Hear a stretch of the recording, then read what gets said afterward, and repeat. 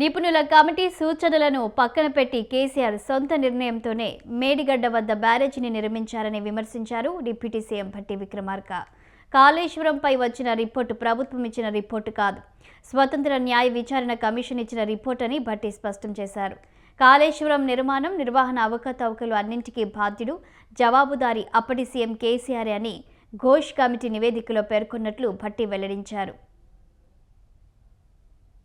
ఏవి కూడా రాజకీయపరమైన ఆరోపణలు కావు.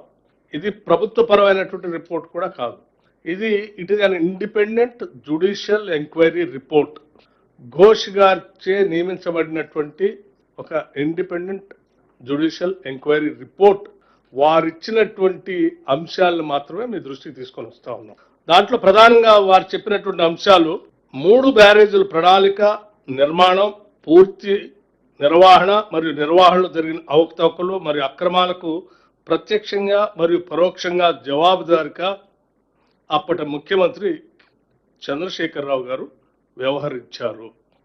ఆయన సూక్ష్మంగా ప్రమేయం మరియు ఆదేశాలు ఈ 3 బ్యారేజీల అవకతవకలకు కారణం మరియు ఫలితం కూడా, దీని దుస్థితికి కూడా వారే కారణం.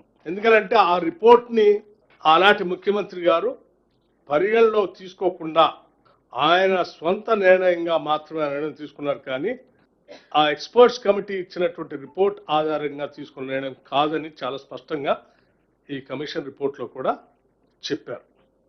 అంటే ఆనాడు వారు స్వంతగా నిర్ణయం తీసుకోవటమే కాకుండా ఆనాటి శాసనసభను కూడా తప్పుదోవ పట్టించారు.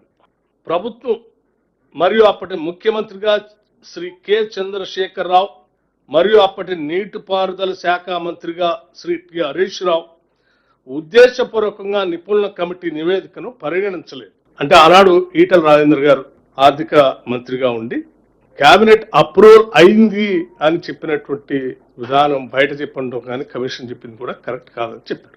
కొత్తగా ఏర్పడిన రాష్ట్రం యొక్క ఆర్థిక మరియు ఆర్థిక ఆరోగ్యాన్ని కాపాడటంలో నిబద్ధత మరియు సమగ్రత లేకపోవటాన్ని ప్రదర్శించారు ఈటల రాజేందర్ గారు అని కూడా చెప్పారు. అట్లాగే ఈ ప్రాజెక్టుకు సంబంధించిన కీలకమైన ఆర్థిక నిర్ణయాల గురించి కూడా తెలియదని చెప్పడం కూడా కరెక్ట్ కాదని చెప్పారు.